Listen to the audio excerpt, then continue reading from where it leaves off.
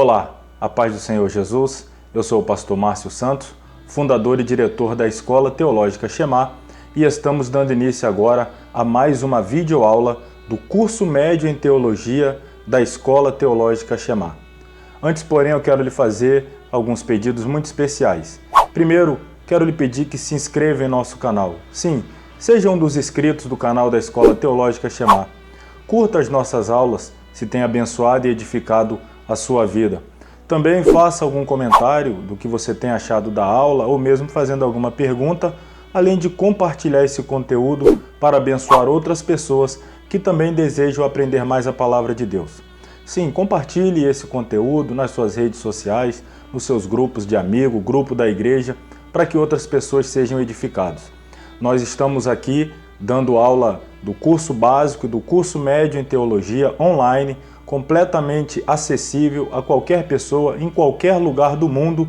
Então, se você deseja estudar conosco, entre em contato. Eu tenho certeza que nós poderemos te ajudar a conhecer um pouco mais a palavra de Deus e, consequentemente, crescer na sua vida espiritual e ministerial. Sem mais delongas, vamos à aula de hoje, Teologia da Vida Cristã. Deus te abençoe.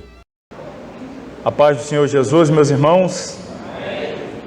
Vamos nos colocar sobre os pés, vamos orar, dar início à nossa última aula dessa primeira disciplina, Teologia da Vida Cristã.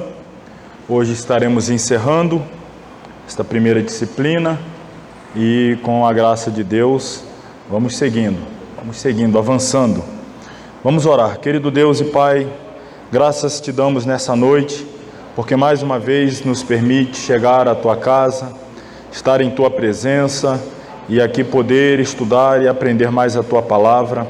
Eu tenho te glorificado e te glorifico, ó Pai, uma vez mais pela vida de cada um que aqui já se faz presente, cada aluno que tem se dedicado, se envolvido, se esforçado para participar das aulas, tantos que aqui estão presentes, quanto tantos, ó Pai, que estão à distância, em outras cidades, estados, países, mas comprometidos em estudar e aprender a Tua palavra, a fim de te servir com mais qualidade, te servir cada vez melhor.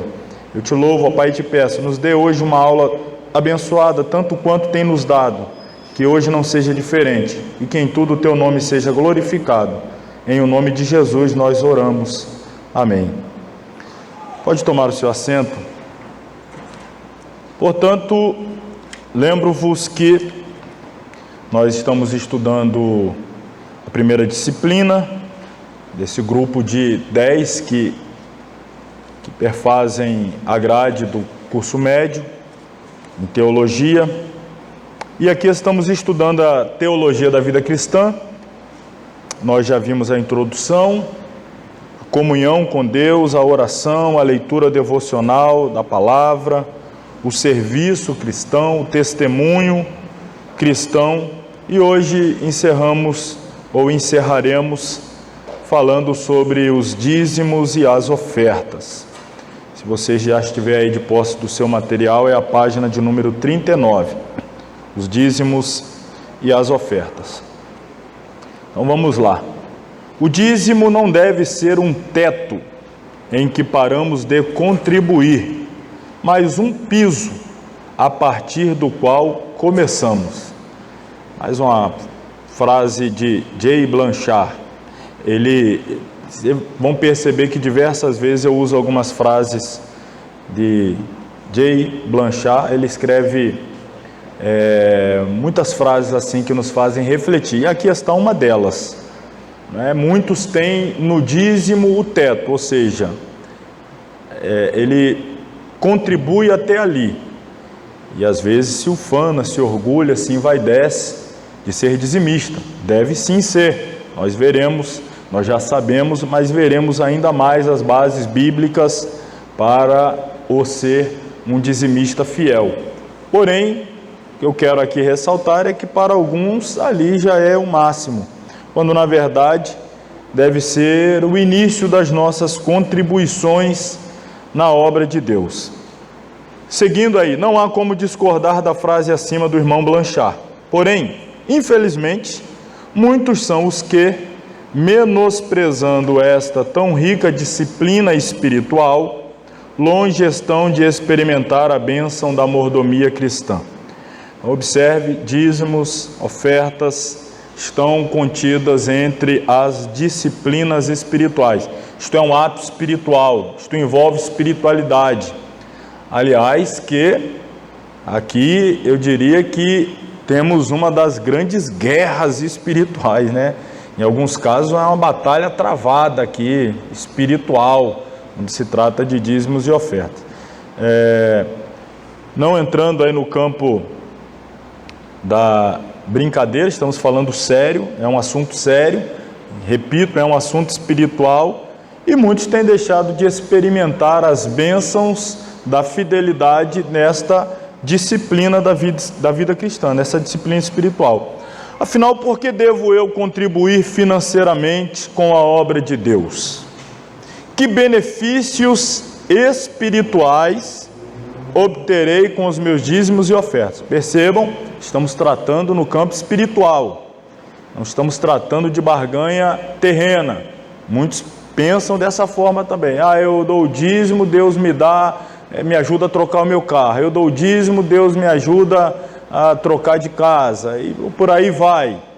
Não estamos tratando no âmbito terreno, estamos tratando no âmbito espiritual. É óbvio que nós podemos ser alcançados com bênçãos terrenas, mas nós devemos também encará-las dentro de um espectro espiritual.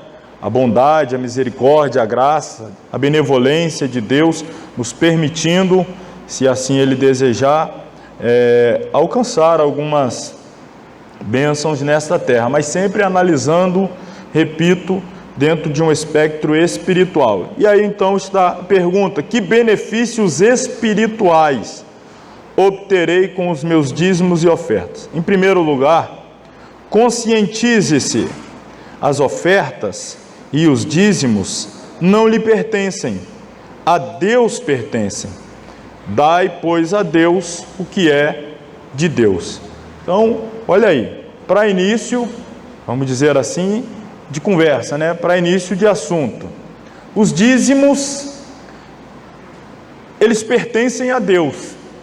E é por isso que quando tratamos do dízimo, via de regra, nós tratamos como uma devolução, retornar a Deus aquilo que a Ele pertence. Então, imagine que alguém, um exemplo aqui, para ficar bem fácil assim de compreender, alguém vai lá e me empresta o carro, e aí depois eu devolvo algo que a pessoa me emprestou. Eu tenho alguma razão de me envaidecer de estar devolvendo algo que pertence a outro? Então, como é que alguém pode se tornar vaidoso de ser dizimista, se orgulhar de ser dizimista, quando na verdade o que ele faz nada mais é do que devolver algo que a Deus pertence? Você está devolvendo algo que pertence a Deus, não tem por que se orgulhar. Isto é um ato de fidelidade, isto é um ato de demonstração pública do nosso comprometimento em ser fiel a Deus em todas as áreas. Em especial aqui estamos tratando do dízimo. Então, se pertence a Deus, eis aí o mandamento: dai a Deus o que é de Deus. Quando depositamos nossos dízimos e ofertas na casa do tesouro, implicitamente estamos demonstrando que recebemos o senhorio de Deus sobre toda a terra, ou melhor, reconhecemos o senhorio de Deus sobre toda a terra, principalmente sobre os nossos ganhos e haveres. Nada do que temos é realmente nosso, nem o nosso próprio corpo nos pertence, é templo do Espírito Santo. Daí, irmãos, que nós chamamos esta parte aqui específica da vida cristã, e a gente já vai ver também este termo, mordomia cristã. O que é mordomia? Não é pensar naquela pessoa, o camarada vive na mordomia. Às vezes a gente entende isso como alguém que vive uma vida tranquila, relaxada. A mordomia que ele está. Não, mordomia no sentido de que você exerce o ofício de um mordomo. Qual é o ofício de um mordomo? Ele é responsável por cuidar de toda a riqueza de uma casa, a despeito de nada pertencer a ele.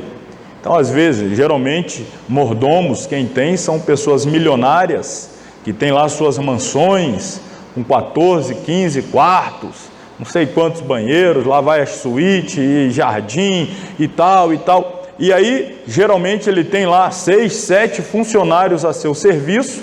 Um cuida da piscina, outro cuida da parte de lavar as roupas, outro cuida da parte da alimentação.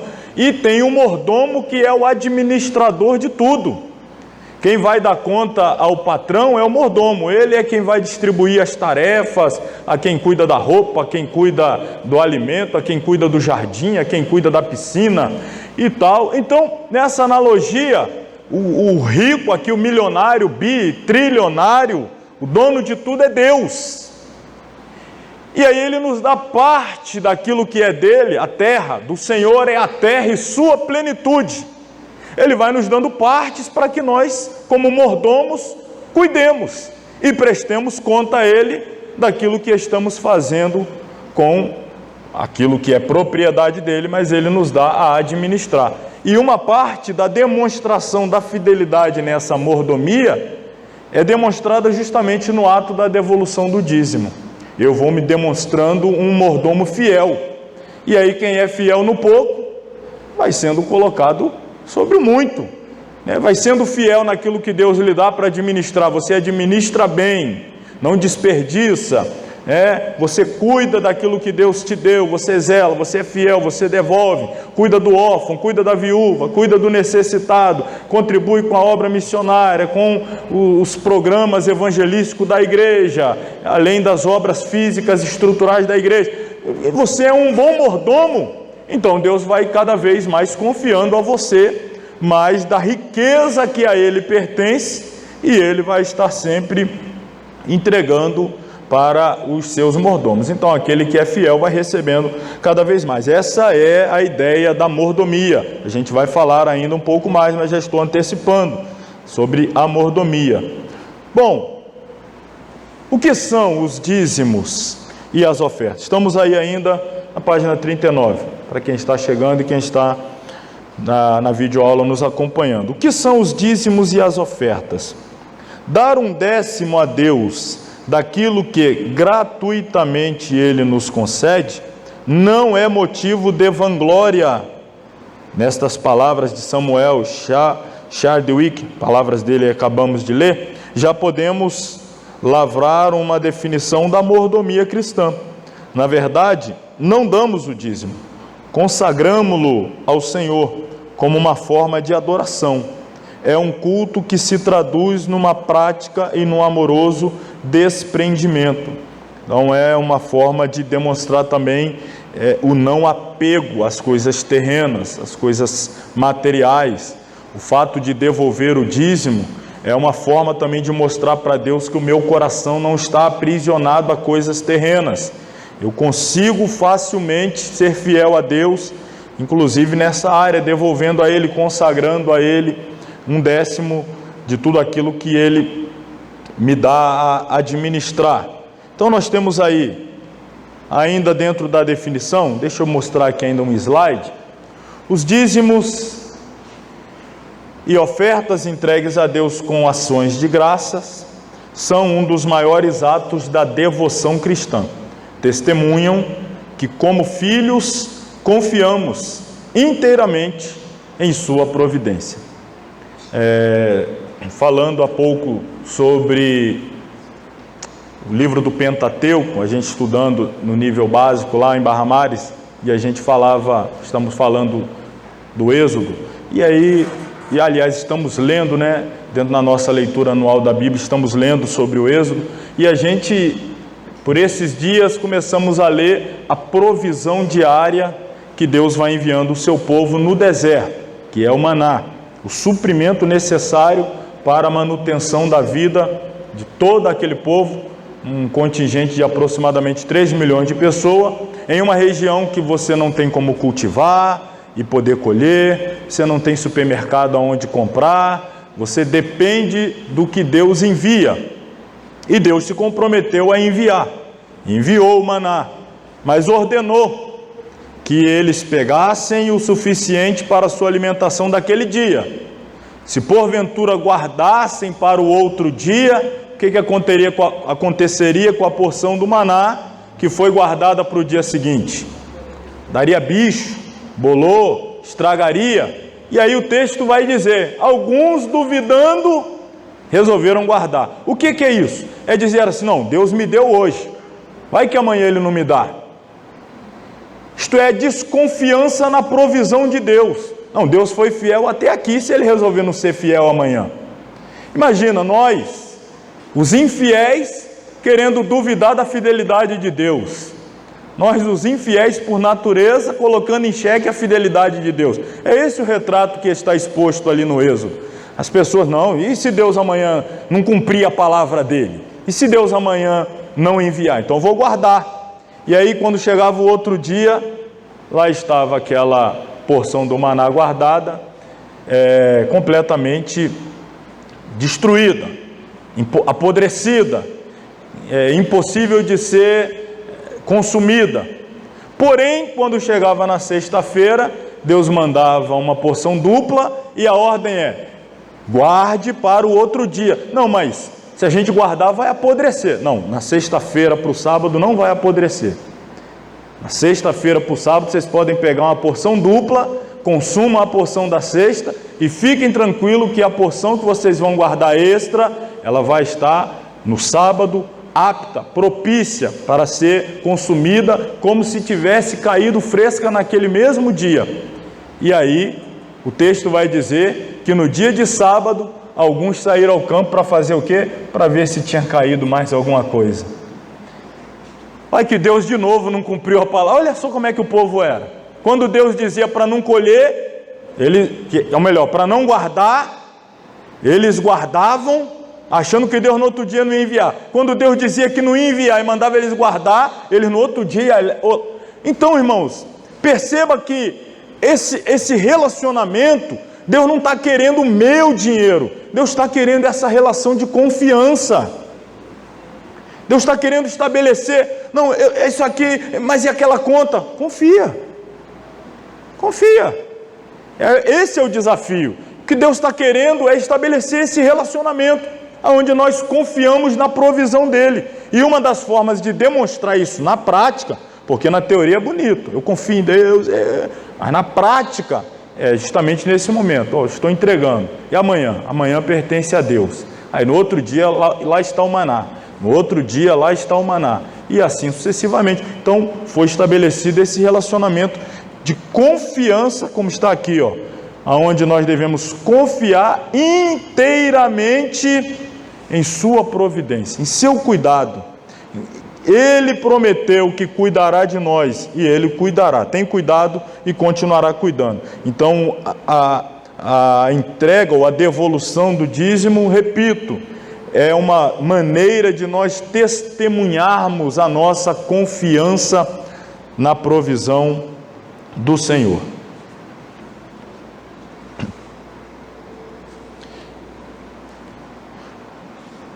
Vamos lá, definição, página 39.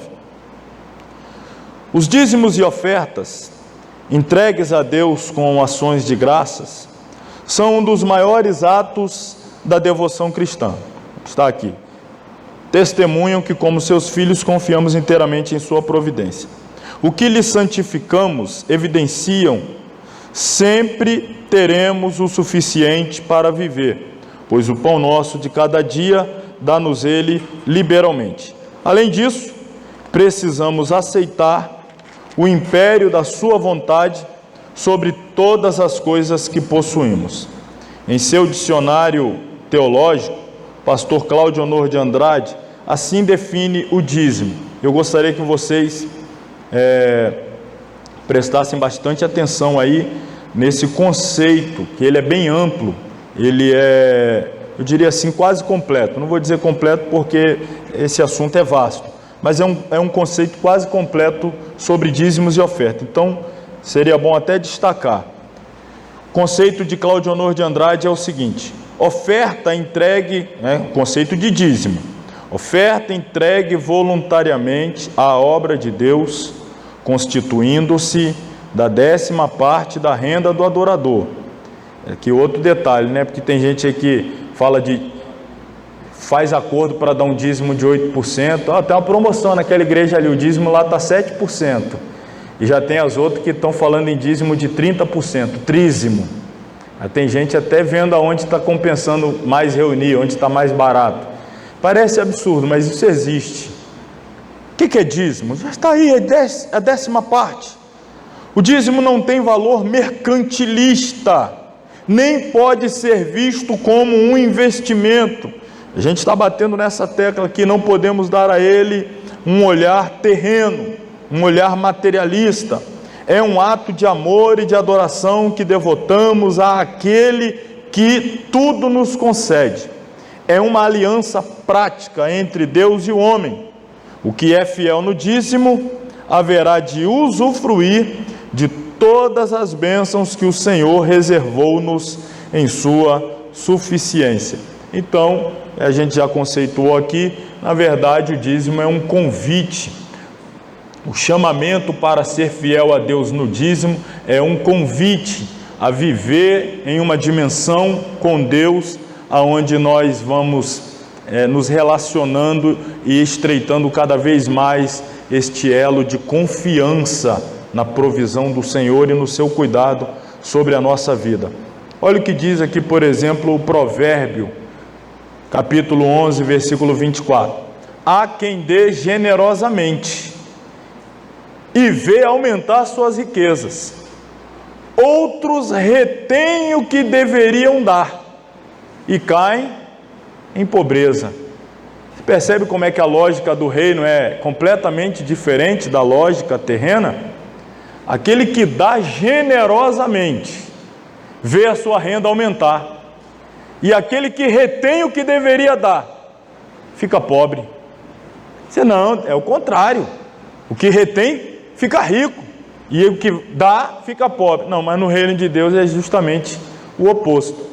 Quem dá generosamente, é claro, sempre com propósito, tem a ver com o reino de Deus, tem a ver com o mandamento, é para cuidar do órfão, é para cuidar da viúva, é para cuidar da obra de Deus, para o avanço da obra missionária, evangelização, ou mesmo o cuidado com o templo, o sustento daqueles que servem no altar. A gente vai ver aqui muitas razões para as quais o dízimo era utilizado, ou biblicamente deveria ser utilizado, e obviamente ele sempre tendo este foco, atender a essas demandas exigidas pela Bíblia, nós sempre vamos contar com a bênção de Deus. Do contrário, se nós retivermos aquilo que deveríamos dar, a começar pelo dízimo, e aí isso é muito prático, irmãos. Geralmente, quem é infiel nos dízimos é sempre quem mais vive enrolado financeiramente. Às vezes ganha até um salário razoável, mas está sempre endividado. Já tem o outro que é fiel no dízimo e, embora ganhe um salário mais módico, mais modesto, anda sempre com suas contas em dia. Se bobear, ainda está ajudando o que ganha muito lá e está todo enrolado, porque não é dizimista. É uma coisa que você não consegue explicar, mas você vê, você conhece alguém, sabe de histórias assim como eu sei, você percebe, pois fulano é assalariado, é aposentado, ou a irmã, e é fiel, e as suas contas estão sempre em dia, tudo certinho, e o outro lá ganha 7, 8, 10 salários, não devolve o dízimo, e está sempre com a corda no pescoço. Por quê? A Bíblia se cumpre, a Bíblia se cumpre. Mordomia cristã. A entrega amorosa e voluntária do que possuímos a Deus é conhecida também como mordomia cristã. Como seus mordomos, cabe-nos administrar devocional e amorosamente o que nos entregou Ele, visando o serviço de adoração e expansão de seu reino e o sustento dos mais necessitados. Então, veja aqui, já tem um tripé, que o dízimo está relacionado à adoração, expansão do reino e sustento dos necessitados. É uma expressão de adoração, é um comprometimento com a expansão do reino e é um amor demonstrado pelos necessitados, nossos irmãos que carecem de um socorro. Quando Abraão foi ao encontro de Melquisedeque, após a guerra dos reis orientais, entregou-lhe o dízimo. Estamos falando aí de Gênesis 14, se não me falha a memória, capítulo 14. Pois como bom administrador que era, sabia muito bem, todos os seus haveres de fato não lhe pertenciam, tinham por dono o próprio Deus. Se Deus era o proprietário de tudo, deveria o patriarca consagrar-lhe uma parte de sua imensa riqueza, a fim de que o sumo sacerdote pudesse sustentar o culto ao Todo-Poderoso. Foi na entrega do dízimo a Melquisedeque que teve Abraão uma nova revelação do caráter de Deus. Naquele momento, conscientiza-se tanto ele quanto a sua progenie estavam ordenados por Deus a ser uma nação santa, profética e sacerdotal. Não foi simplesmente um ato de doação, foi um encontro experimental do patriarca com o Senhor. A mordomia exercida por Abraão é um perfeito modelo para os seus filhos na fé. Todas as vezes que entregamos o nosso dízimo à casa do tesouro, aprofundamos a nossa crença na providência de Deus. Não é Ele quem mantém todas as coisas? Mantendo-as e controlando-as, demonstra ser um Deus bem presente em nosso cotidiano. A mordomia cristã, por conseguinte, é a administração de quanto recebemos do Senhor. Por isso, requer-se de cada mordomo ou despenseiro que se mantenha fiel ao que lhe confiou. Vamos ler o texto aí, lá em Gênesis 14, por favor, pegue a sua Bíblia aí.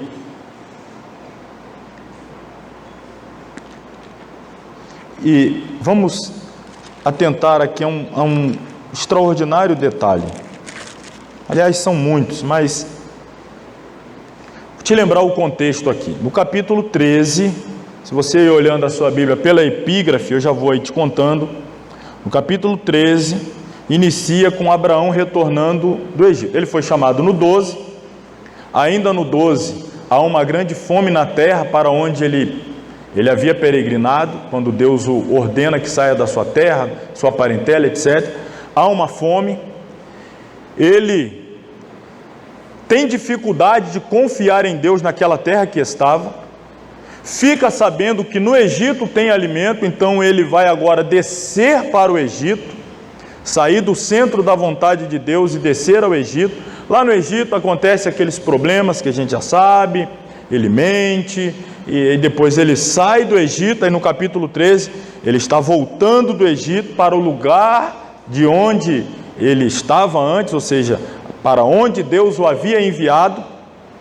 Ali começa a ter um problema entre os pastores dele e os pastores de Ló.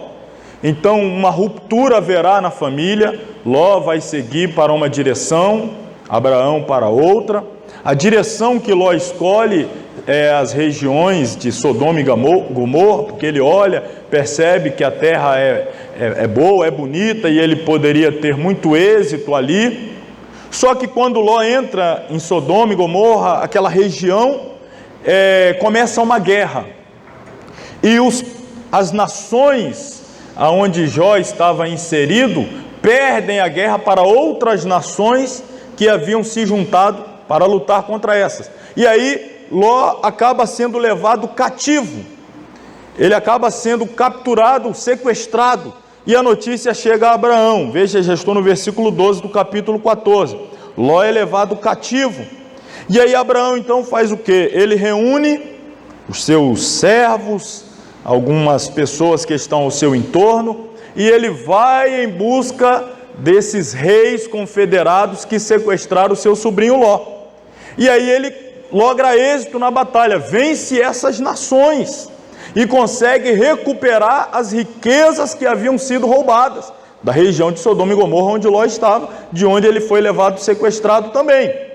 E aí, versículo 18, após vir desta vitória da peleja contra nações, Abraão encontra-se com Melquisedeque e lhe entrega o dízimo de tudo. Adora a Deus por intermédio do sacerdócio de Melquisedeque. E aí, olha o que acontece aqui, versículo 20, capítulo 14. Ele está adorando: bendito seja o Deus Altíssimo, que entregou os teus inimigos nas tuas mãos, e Abraão deu-lhe o dízimo de tudo. 21. O rei de Sodoma disse a Abraão: dá-me as minhas almas e a fazenda toma para ti. A fazenda aqui é as riquezas, os bens que ele havia reconquistado, que pertenciam a Sodoma e Gomorra, foram levados pelas nações inimigas e Abraão as venceu e conseguiu recuperar. E aí a proposta do rei de Sodoma é: devolve as almas, as pessoas, e fica com a riqueza. Olha a resposta de Abraão no versículo 22. Abraão, porém, disse ao rei de Sodoma: levantei a minha mão ao Senhor, o Deus Altíssimo, possuidor dos céus e da terra. Olha que coisa tremenda isso aqui. Ele está recebendo uma proposta de um rei para que ele fique com a riqueza. E Abraão está dizendo: não, eu levantei a minha mão, isso significa eu fiz um compromisso, eu fiz um propósito, eu fiz uma aliança com o Senhor, o Altíssimo. O meu acordo não é com o rei de uma porção, de Sodoma, de Gomorra, o meu acordo, o meu compromisso, a minha aliança é com aquele que é possuidor dos céus e da terra. Você percebe como às vezes nós quebramos a aliança com quem é possuidor do céu, dos céus e da terra, para fazer aliança com quem é dono aí de um negóciozinho ali, de uma coisinha a colar, e aí você quebra a aliança com o dono dos céus e da terra para firmar uma aliança. Abraão disse: não, eu fiz acordo com o Senhor, levantei a minha mão. Abraão, porém, disse, estou no 22, repetindo: levantei a minha mão ao Senhor, o Deus Altíssimo, possuidor dos céus e da terra, e juro, desde um fio até a correia de um sapato, não tomarei coisa alguma de tudo que é teu, para que não diga: eu enriqueci Abraão. Abraão falou: não quero nada seu, porque daqui a pouco eu fico rico. Aí você vai sair por aí dizendo: está rico porque pegou lá as riquezas que eu dei, está rico porque ele aceitou o acordo que eu fiz com ele, e a riqueza dele é graças a mim. Abraão disse: não, quando eu ficar rico, e ficarei. Mas como assim, Abraão? Não, porque Deus chamou ele e disse: eu vou te enriquecer.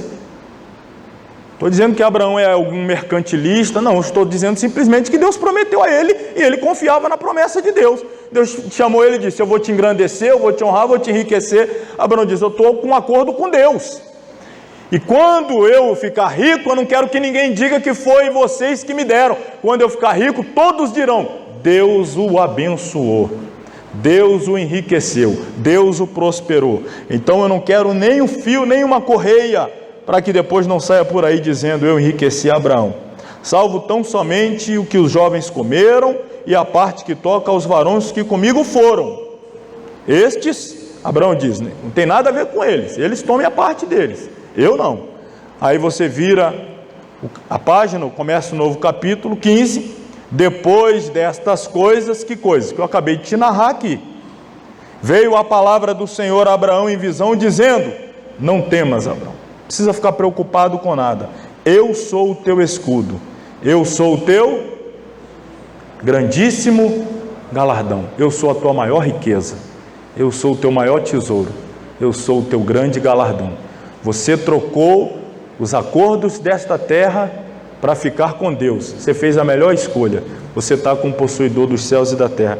Então, apenas aqui a título de exemplo, dentro desse contexto de dízimo entregue por Abraão a Melquisedeque, olha o que acontece depois. Abraão é fiel, entrega a Melquisedeque o dízimo, rejeita a proposta do rei de Sodoma, e Deus aparece a ele e diz: nota 10, parabéns, eu sou o teu escudo, eu sou o teu galardão, eu vou te honrar, eu vou engrandecer. E Deus vai, portanto, confirmar as promessas que já vinha fazendo, apenas as ratifica. Vamos lá, seguir adiante aqui. O dízimo, mais do que um valor, é um emblema, é um sinal de fidelidade a Deus e confiança em sua providência. Já falamos, a devolução dos dízimos é uma ordenança divina, não temos licença para retê-lo, subtraí-lo, e aí um detalhe, nem administrá-lo, ainda tem isso. Tem gente que administra o próprio dízimo, ele não devolve: não, eu vou pegar, vou fazer isso, eu vou pegar, vou fazer aquilo, não, esse mês eu vou fazer aquilo outro, agora eu vou pegar. Ele ele é o próprio administrador do seu dízimo. A Bíblia também não dá essa possibilidade dentro do aspecto de fidelidade. A devolução dos dízimos é um claro ensino bíblico presente antes da lei, durante a lei e depois da lei. A contribuição pessoal, voluntária, generosa, sistemática e alegre está presente tanto no Antigo Testamento como no Novo Testamento. Professor, dá uma prova aí que o dízimo não é da lei, que ele já existia antes da lei. O que a gente acabou de falar aqui agora do Abraão? Abraão é depois da lei? Quando é que Deus deu a lei? Não é lá no Êxodo? 18, 19, 20, ali por diante, depois de ter tirado o povo do Egito, chamado Moisés, e ali estabelecido a lei. E olha aqui Abraão no Gênesis capítulo 14, entregando o dízimo. Olha Jacó quando está fugindo do seu irmão, e aí tem o sonho da escada lá em Luz, Betel, e ele faz um voto com Deus: se eu for voltar, te darei o dízimo. Quem mandou ele falar alguma coisa, fazer algum voto, algum compromisso de dízimo? Em que lei estava prescrito aquilo ali? Então é antes da lei, dentro da lei. E ainda veremos que após a lei, ou seja, em um Novo Testamento, prossegue vigorando. Vou deixar aqui parado aqui um pouquinho. Vamos voltar aí na página 40, adorando a Deus com nossos haveres. A verdadeira adoração reclama nosso ser por inteiro: corpo, alma, espírito e haveres. Eis o que escreve Kenneth Prior: a contribuição cristã só começa quando damos mais do que 1/10 do que ganhamos. Como eu disse, o dízimo não é o teto, o dízimo é o piso. O que é oferta? Oferta é aquilo que ultrapassa o dízimo. O dízimo é uma ordenança, é uma obrigação, é um compromisso. O dízimo lida com obediência. O dízimo revela fidelidade. As ofertas revelam o nosso amor. Então, quando eu devolvo o dízimo, eu revelo a minha fidelidade. Depois eu começo a entregar, além dos dízimos, ofertas, aí já estou demonstrando amor, compaixão, ajuda a alguém, envolvimento com a obra, etc. E é claro, isso deve ser sempre feito com alegria, com entusiasmo, jamais por constrangimento ou com senso de mera obrigação. Então vamos lá. Vamos ver por que os dízimos e ofertas são importantes. Trouxe aqui 4 razões. Primeira delas: através das contribuições financeiras honramos a quem? A Deus. E aí, irmãos, nós sempre enfatizamos e torno a dizer: Deus não precisa do meu dinheiro, Deus não precisa do seu dinheiro, mas é uma forma de nós demonstrarmos a nossa confiança nele, e é a forma de nós nos relacionarmos com Ele, demonstrando que esperamos dEle a provisão de tudo o que necessitamos. Tem a ver com relacionamento, tem a ver com comunhão. E aí, o dízimo, então, é uma forma de honrar ao Senhor. Veja os versículos 9 e 10 de Provérbios 3. Honra ao Senhor com a tua fazenda, com as primícias de toda a tua renda, e se encherão os teus celeiros abundantemente, e transbordarão de mosto os teus lagares. Se você honra a Deus, Deus te honrará. Se você honra a Ele com as primícias, com o que há de melhor, Deus vai te honrar também para que você possa usufruir do melhor. Isto é uma relação mercantilista? Torno a dizer, não. Isto é uma relação em que Deus simplesmente vai trazer sobre você a generosidade que você tem demonstrado para com a obra dele. Você é fiel a Deus, obviamente Deus, independente disso, sempre nos é fiel, muito mais se nós a Ele formos fiéis. Se nós devotarmos toda a nossa confiança no cuidado do Senhor, nós haveremos de experimentar o cuidado do Senhor. E aqui está uma dessas grandes promessas. Se honrarmos a Deus com as primícias, Ele nos honrará. Lá estavam Abel e Caim, Abel entregou uma oferta oriunda das primícias do seu gado. Deus aceitou. Lá estava Caim entregando alguma coisa, o texto não vai mostrar como primícia, como coisa, como prioridade, simplesmente vai dizer fruto. E Deus não aceitou. Um entregou primícia, outro dá-se a entender que alguma coisa, não era primícia. Deus aceitou a de Abel e não a de Caim. Então, vamos sempre cuidar aí de sermos fiéis e honrarmos a Deus. Houve um tempo em Judá, logo após o cativeiro babilônico, que por faltar-lhes o sustento diário, os levitas viram-se obrigados a abandonar o ofício sagrado e voltar aos seus campos para proverem o seu sustento diário. Neemias, tomando conhecimento do fato, muito sofreu e tudo fez para corrigir aquele menosprezo pelas coisas divinas. Segue-se aí o texto, que agora não vou ler, mas o que estava acontecendo? O povo voltou do cativeiro e havia a necessidade de ser fiel, em todo o tempo houve, mas agora especialmente, de ser fiel nos dízimos e nas ofertas, para a manutenção do sacerdócio e dos serviços levíticos. Como o povo não estava sendo fiel, sacerdotes e levitas não tinham como se sustentar. Isso criando então uma cadeia depreciativa. Eles tinham que abandonar a obra de Deus para cuidar dos seus sustentos. E a obra de Deus, a casa de Deus, mais uma vez ficou abandonada.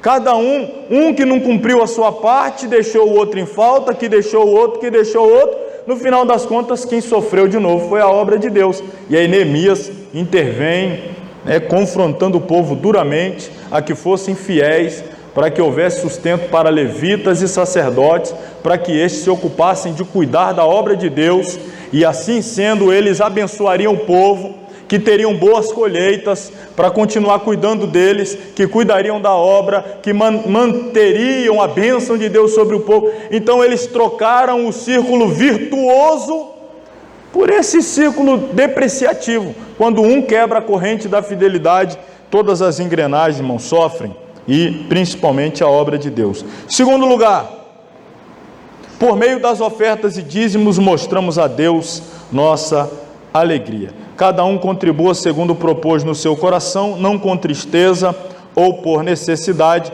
porque Deus ama quem? Ao que dá com alegria. E aí, irmãos, sempre que falamos em dar com alegria, é difícil não trazer à memória a forma como os nossos irmãos africanos, como eles veem essa parte do culto. O culto africano, ele é todo alegre, todo. É um culto lá, quando é um culto curto, aquele culto curto de 6 horas, 7 horas, e ela vai 4 horas de hino e tal, mas quando chega a hora da oferta, irmão, todo mundo vindo para frente, pulando, dançando, daquela forma que a gente já conhece, e lá vem dançando e pulando e saltando. E olha, quem tem dinheiro traz dinheiro. Tem pessoas aqui que já estiveram lá também, Diácono Jardel já esteve lá, missionária Natália, minha esposa, já esteve lá, nós já estivemos lá, talvez mais alguém já esteve, e aí você vê, tem lá a parte que é para contribuição financeira e tem outra lá vem pessoa trazendo ovo, lá vem pessoa trazendo batata, lá vem pessoa trazendo, sei lá, até galinha. Eu vi no culto lá no final, o camarada saiu com a galinha e deu de oferta para o pregador. Gostei da tua mensagem, toma aí, ó. E o pregador pegou e tirei a foto ainda, que a galinha de algum jeito eu tenho que estar envolvido nisso aí. Não tem dinheiro, leva uma batata. É claro que o nosso contexto aqui de Brasil é diferente, a gente entende isso aí, mas o que eu estou querendo mostrar é aquele desejo de não ficar de fora dessa parte, desse momento do culto, porque eles entendem um momento mais alegre, onde eles vão à frente ao altar entregar algo a Deus. Eles estão ali às 4 horas pulando, cantando, dançando, mas não pode perder esse momento de adoração com uma parte dos seus bens, quer seja financeiro, quer seja alguma coisa, fruto da terra, de algo que cria, etc., mas tem que participar. E a alegria é demonstrada nesse momento também do culto. Terceiro, por intermédio do dar, expomos a Deus um coração voluntário. E aí essa referência bíblica aqui é extraordinária também. Então falou o Senhor a Moisés, dizendo: fala aos filhos de Israel, que me tragam uma oferta alçada, de todo homem cujo coração se mover, como? Dele tomareis a minha oferta alçada.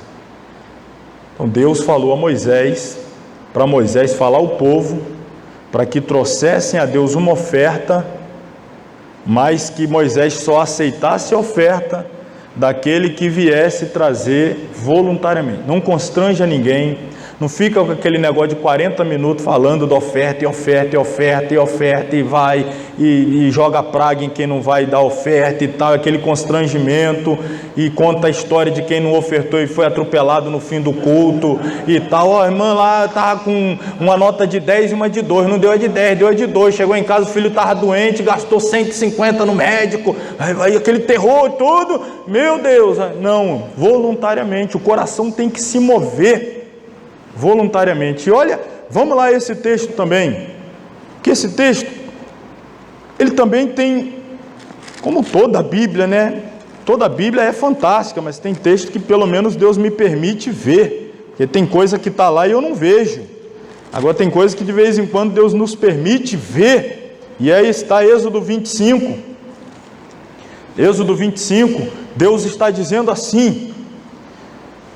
Primeiro, irmão, pensa bem, como a carnalidade da maioria de nós saltaria assim, de uma forma absurda. Moisés subiu o monte, fica lá 40 dias no monte, quando desce do monte, a gente pergunta: e aí Moisés, o que Deus falou? Deus falou que é uma oferta.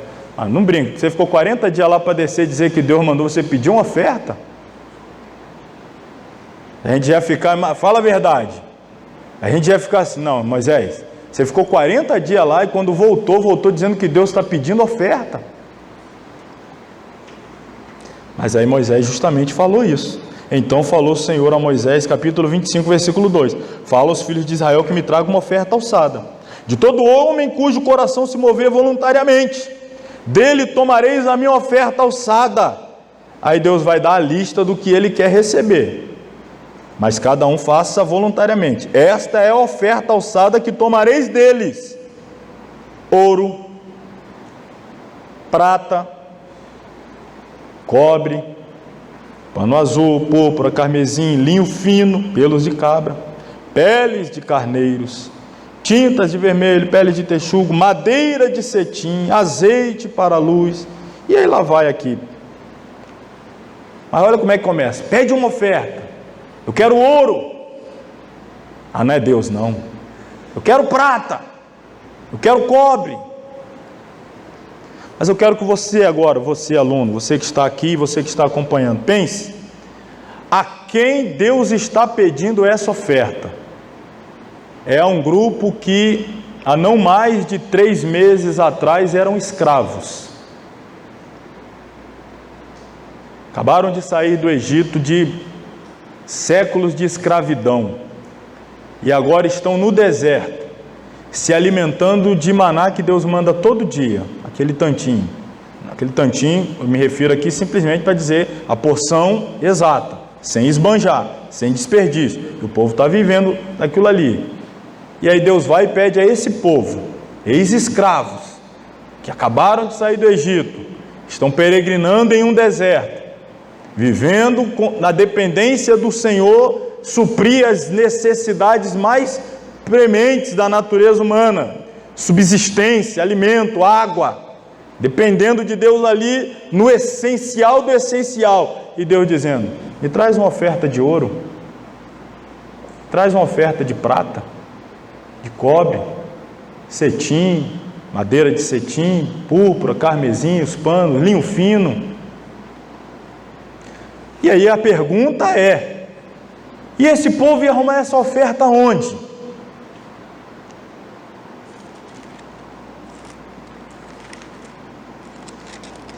Se a Bíblia pergunta, quem é que vai nos responder? É a Bíblia. Então vamos ver se a resposta está aqui em algum lugar. Deve estar, né? Vá lá no capítulo 3 do Êxodo. Vocês lembram do chamado de Moisés?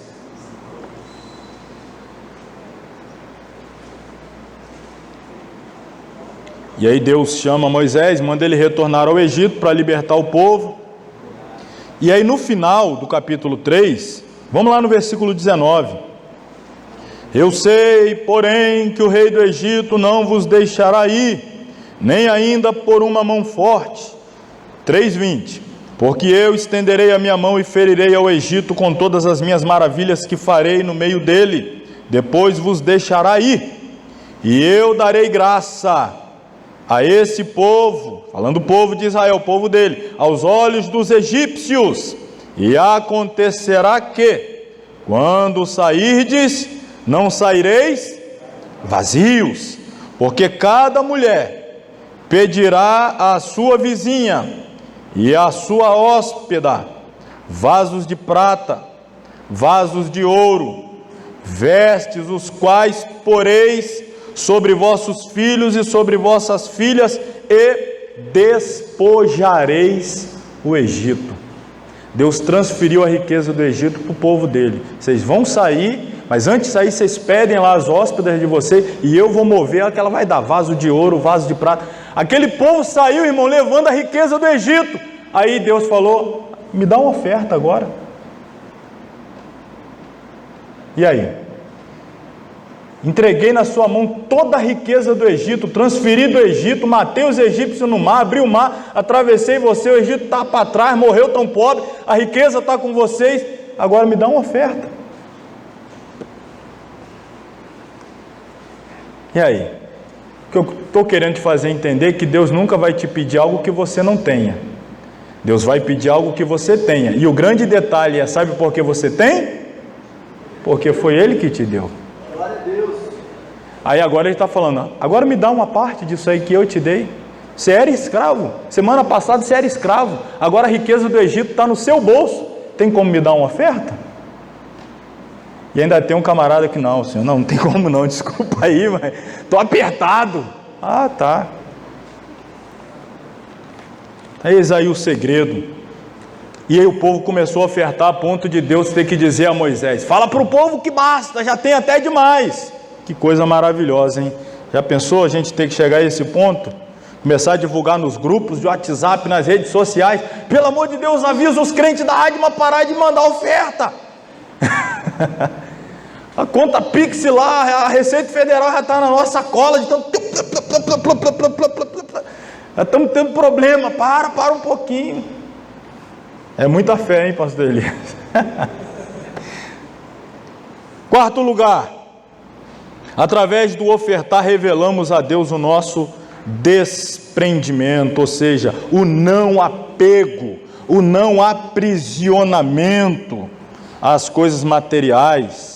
Porém o rei disse a Araúna, o rei Davi, quando ia entregar uma oferta, e Deus deu a ele o local onde a oferta deveria ser apresentada. Aí Davi vai lá, o dono daquela eira, e pergunta: quanto é que você me vende? Preciso ofertar a Deus nesse lugar, Deus escolheu esse lugar, por quanto você me vende? Não, que isso, é seu. Não vou, jamais, aqui disse aqui o rei, porém por certo preço te comprarei, porque não oferecerei ao Senhor meu Deus holocaustos que me não custem nada.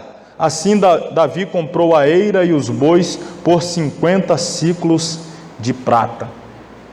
Tinha a opção de ofertar a Deus algo que não ia custar nada. Ele falou: não, negativo, como é que eu vou, que oferta é essa que não me custa nada? Como é que eu vou entregar algo a Deus que não me custou? Em hipótese alguma eu vou entregar a Deus uma oferta que não me custe nada.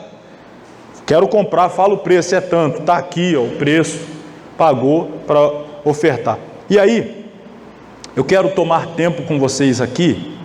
A gente, daqui a pouquinho já vai estar encerrando, mas eu quero tomar tempo para falar de Davi.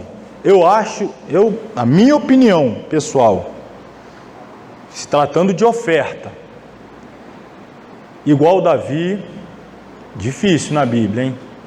Igual Davi. A gente está vendo aqui exemplos de ofertantes, outros, Claro, não podemos comparar Jesus, ofertou sua própria vida na cruz. Nós estamos falando aqui agora, literalmente, de ser fiel com finanças, riquezas. E aí Davi, para mim, é imbatível nesse aspecto. Por isso eu quero refletir com vocês sobre as experiências de Davi com Deus no que tange as ofertas.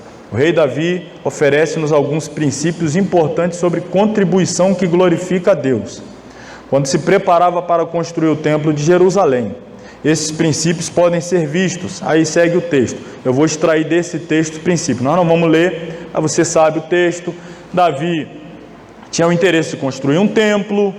O Natan disse para ele fazer. Deus diz a Natan para dizer a Davi que Davi não ia fazer. Quem ia fazer o templo era o filho de Davi, a saber, Salomão. Mas Davi, mesmo ciente de que não seria o construtor do templo, ele, após receber do profeta a mensagem de Deus, uma mensagem negativa, Deus dizendo: não, você não vai construir o templo, não quero o templo construído por suas mãos. Ao invés de se chatear, se abater, ele falou: não posso construir o templo? Não, você não vai construir o templo. Tá bom, Natan, mas vem cá, Deus falou alguma coisa a respeito de arrecadar o recurso para a construção do templo? Não, sobre isso não. Então tá bom, então todo o recurso para a construção do templo eu vou dar. Eu nunca vou ver o templo, Enoque. Eu nunca vou entrar no templo. Eu nunca vou dar um glória a Deus no templo. Mas eu vou recolher toda a oferta para a construção do templo. Eu não vou pregar lá, eu não vou cantar lá. Mas a oferta para a construção. E aí, irmãos, se você for estudar como é que Davi levantou os recursos para a construção do templo, sabe como? Através de guerras. Expondo a sua vida a risco para conseguir vencer nações, despojar as nações e arrecadar o recurso para a construção do templo. Ele expunha a própria vida para conseguir o recurso, para construir um templo que ele nunca entrou, que ele nunca viu, que ele não teve de Deus autorização para construir, que inclusive leva o nome de Templo de Salomão. Mas quem deu, foi o Davi. Em primeiro lugar, devemos contribuir porque a obra de Deus a ser realizada é muito grande. Davi disse: esta obra é grande, porque o palácio não é para homens, mas para o Senhor Deus. Davi estava construindo o templo, não literalmente construindo, arrecadando o material. Ele não construiu, mas ele estava construindo um palácio. E aí ele parou para pensar: não, mas eu moro numa casa assim e a arca do Senhor entenda? Não, preciso construir para Deus algo. Deus não permitiu, mas ele arrecadou. Queria fazer o melhor e dar o melhor para Deus. Alguns que vieram muito depois de Davi, por exemplo, os pós-exílicos ali da época de Ageu, faziam o contrário, moravam em casas luxuosas e o templo do Senhor estava lá no meio do matagal.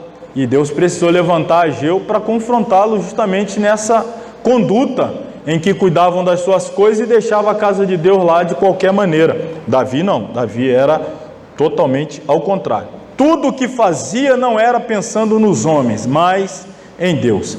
Igualmente, a igreja está realizando uma grande obra.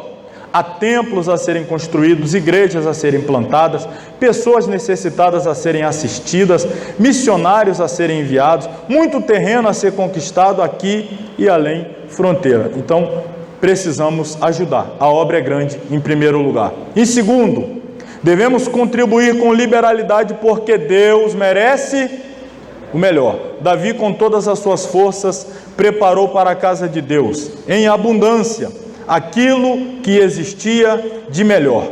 Deus é o dono de tudo, tudo que temos vem das suas mãos, tudo que damos também procede de suas dadivosas mãos. Ele é Deus de primícias, não de restos. Merece o melhor, não as sobras. As coisas de Deus precisam ser feitas com excelência. Não podemos ofertar a Deus com usura, pois Ele não nos dá suas bênçãos com usura, sob medida.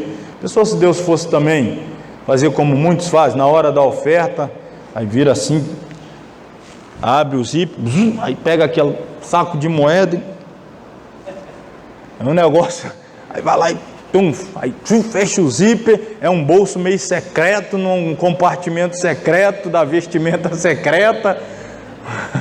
E aí se Deus fosse fazer assim na hora de derramar a bênção também, calma aí, eu vou te abençoar, segura aí. Não olha não.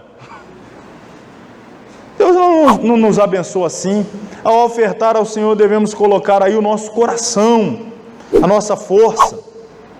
Terceiro lugar, devemos contribuir movidos por grande amor a Deus e à sua obra.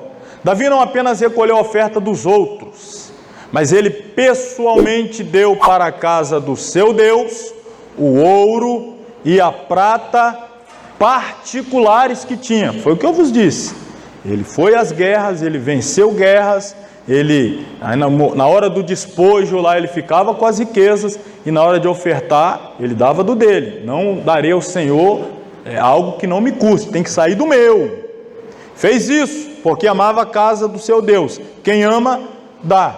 Quem ama é pródigo em ofertar. Ou seja, é alguém...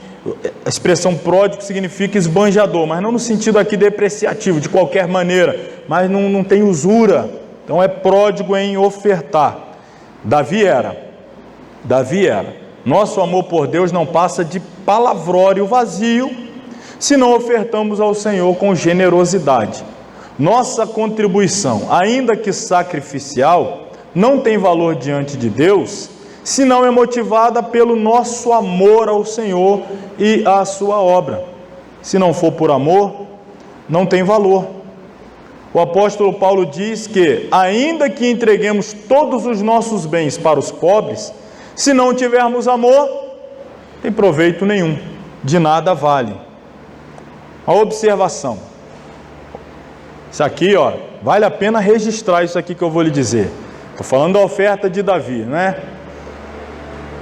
1 Crônicas 29:4 diz: a oferta da riqueza pessoal de Davi para a construção do templo, que vos lembro que ele nunca viu, ele nunca entrou, ele não tocou a harpa dele lá, ele não cantou nenhum dos quase 75 salmos que ele compôs no templo, mas ele deu uma oferta de 3.000 talentos de ouro de Ofir, o melhor, o mais puro, o mais valioso, 7.000 talentos de prata purificada, não é com a escória não, purificada, para cobrir as paredes das casas. Vamos ter uma noção aqui, 1 talento de ouro equivale a quantos quilos? 36 quilos de ouro. Quantos talentos ele doou? 3.000. Cada talento é 36 quilos. Davi ofertou então 3.000 talentos de ouro. Olha quantos quilos de ouro. 108.000 quilos de ouro. Toneladas, né? 108 toneladas, é isso? 108 toneladas de ouro. Valor do grama do ouro, de quando? Quando que eu peguei isso aqui, Olha o grama do ouro hoje, hein? O grama! É claro, depois da guerra da Rússia aí, os ativos migraram muito para o ouro. Em média, antes ficava entre 200 mas eu peguei de hoje, 320,54 o grama. Assim, 1 quilo equivale a 320.540.000. Assim, apenas em ouro. Eu não fiz a conta de prata não e as outras coisas, fiquei só no ouro mesmo, irmão. Davi ofertou para a obra do templo 34.618.320.000. E aí? Você acha que ele pegou assim? 320 bilhões, se fosse de hoje. Irmãos, você fala assim, a gente tem hoje pessoas que têm esse valor no mundo, bilionários, trilionários. Você tem que entender que para a época, o maior, no período de Davi e Salomão, Israel foi o maior reino da terra. Davi e Salomão. Depois perdeu esse posto para babilônicos, aliás, assírios, babilônicos, depois veio medo-persas, gregos, romanos, etc. Mas na época de Davi e Salomão, o reino mais poderoso do planeta Terra era Israel. E aí, consequentemente, o rei era os mais ricos, tanto que depois Davi já deixou o caminho aí para Salomão pavimentado, ele se transformar no homem mais rico de toda a terra. Mas aqui o caminho foi pavimentado antes. E aí Davi deu uma oferta. Imagina a riqueza que ele tinha, mas aqui foi a oferta para a construção do templo. Quarto lugar, devemos contribuir espontaneamente, motivados pela alegria de Deus. A contribuição é uma graça que Deus nos dá. É um privilégio ser cooperador com Deus na sua obra. O ato de contribuir é uma expressão de culto e adoração. Deus ama quem dá com alegria. A voluntariedade e a alegria são ingredientes indispensáveis no ato de contribuir. Davi perguntou ao povo: quem está disposto hoje a trazer ofertas liberalmente ao Senhor? Perceba, ele pergunta, mas deu exemplo. O povo se alegrou com a oportunidade de poder também ofertar. Então o povo se alegrou, porque de coração íntegro deram eles liberalmente ao Senhor. Também o rei Davi se alegrou com grande júbilo. Devemos vir ao gasofilaço, enfim, no momento de ofertar, exultando de alegria e não com tristeza. Em quinto lugar, já encerrando, devemos contribuir conscientes de que Deus é dono de tudo e que tudo deve ser feito para a sua glória. O resultado da alegre, generosa e abundante oferta do rei e do povo foi a manifestação da glória de Deus. Davi louvou a Deus pela sua glória, poder e riqueza, reconhecendo que as ofertas que deram tinham vindo do próprio Deus. O povo adorou a Deus e houve grande regozijo. O maior propósito da nossa contribuição deve ser a manifestação da glória de Deus. John Piper tem razão em dizer que o Senhor é mais glorificado em nós quanto mais nos deleitamos nele. Que tudo o que somos e temos esteja a serviço de Deus e seja um tributo de glória a Deus. Que os bens que Deus nos deu estejam no altar de Deus, a serviço de Deus. Estou perto aqui de concluir, irmãos. Se eu voltar rapidinho com vocês aqui no material, estamos na página 42. Na verdade, pelo tempo, não lerei aqui, mas eu quero apenas te mostrar aí a contribuição na Bíblia. A gente vai ter exemplos no Antigo Testamento, começando aí por Abel.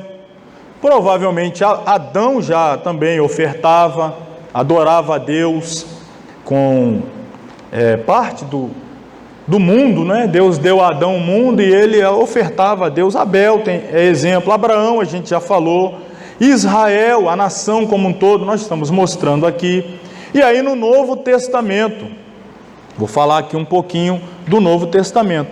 Tendo começado no Antigo Testamento, a prática doutrinal do dízimo, ou seja, doutrina, ensino, teve prosseguimento no Novo Testamento e voluntariamente foi adotado pela Igreja de Cristo. Vejamos, pois, como os fiéis nos dias apostólicos comportavam-se diante da mordomia que nos entregou o Senhor.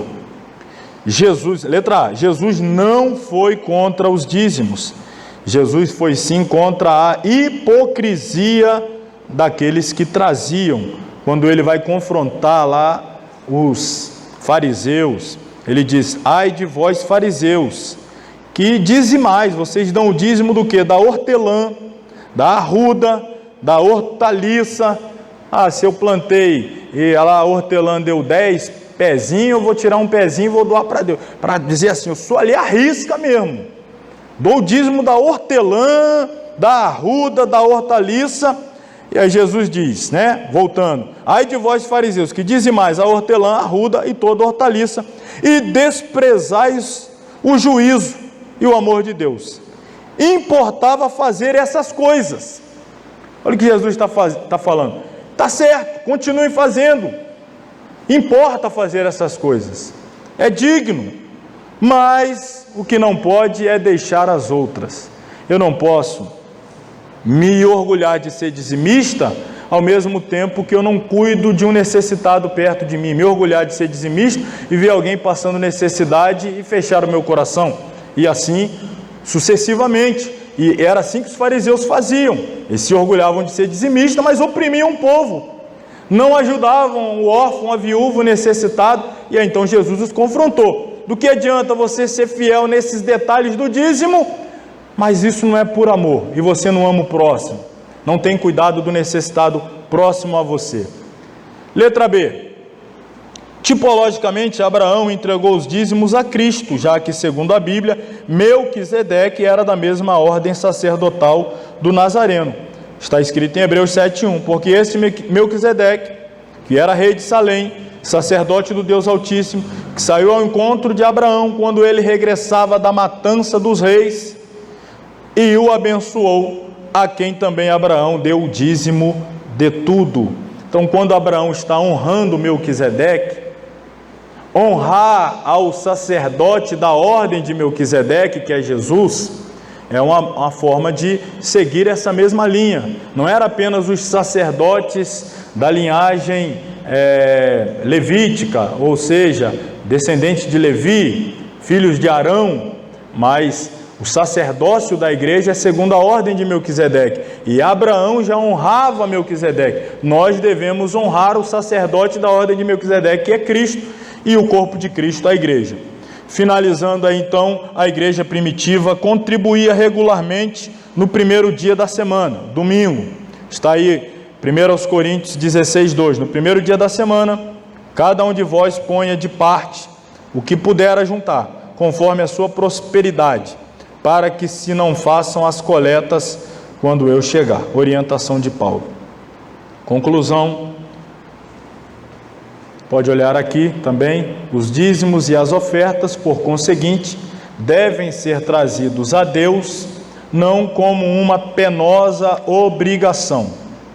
Devem ser entregues como um ato de ações de graças. Não agiam assim os santos do Antigo e Novo Testamento? Mostremos, pois, ao Pai toda a nossa gratidão.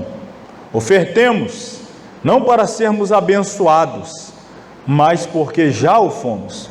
Ofertar faz parte tanto do nosso culto público como individual. Amém?